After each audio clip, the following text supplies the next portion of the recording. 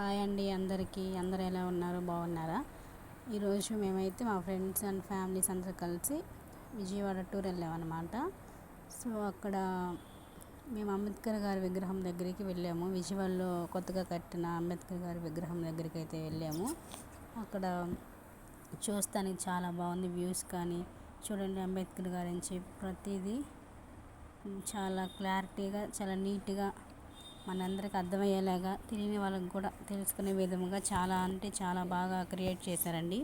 చూడండి అంబేద్కర్ గారు ఎలా కూర్చొని ఉన్నారో. సో మీరు ఎప్పుడైనా విజయవాడ వెళ్ళినప్పుడు మీరందరూ వెళ్ళి తప్పకుండా చూడాలని కోరుకుంటున్నాను.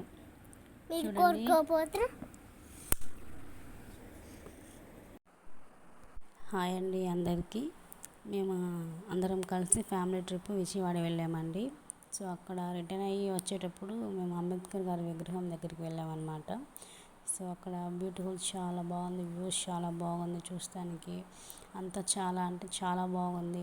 ఈసారి మీరు వెళ్ళినప్పుడు ఖచ్చితంగా తప్పకుండా వెళ్ళి చూడండి. మన అంబేద్కర్ గారి గురించి చాలామందికి తెలియకపోవచ్చు, కానీ అక్కడికి వెళ్తే ప్రతిదీ తెలిసింది. ప్రతి విషయము అక్కడ అంబేద్కర్ గారి గురించి రాసింది. ఆయన ఏమేమి చేశాడు మన కోసము, ఆయన మన కోసం ఎంత కష్టపడ్డాడు అనేది ప్రతిదీ ఇక్కడ ఉందండి. చాలా బాగుంది. ఈసారి మీరు ఎవరైనా విజయవాడ వెళ్తే తప్పకుండా విజయవాడ అంబేద్కర్ గారి విగ్రహం దగ్గరికి వెళ్ళి చూసేసండి. చాలా అంటే చాలా బాగుంది. మేమందరం కలిసి చాలా ఎంజాయ్ చేసామండి.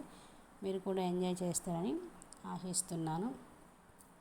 థ్యాంక్ యూ సో మచ్ అండి.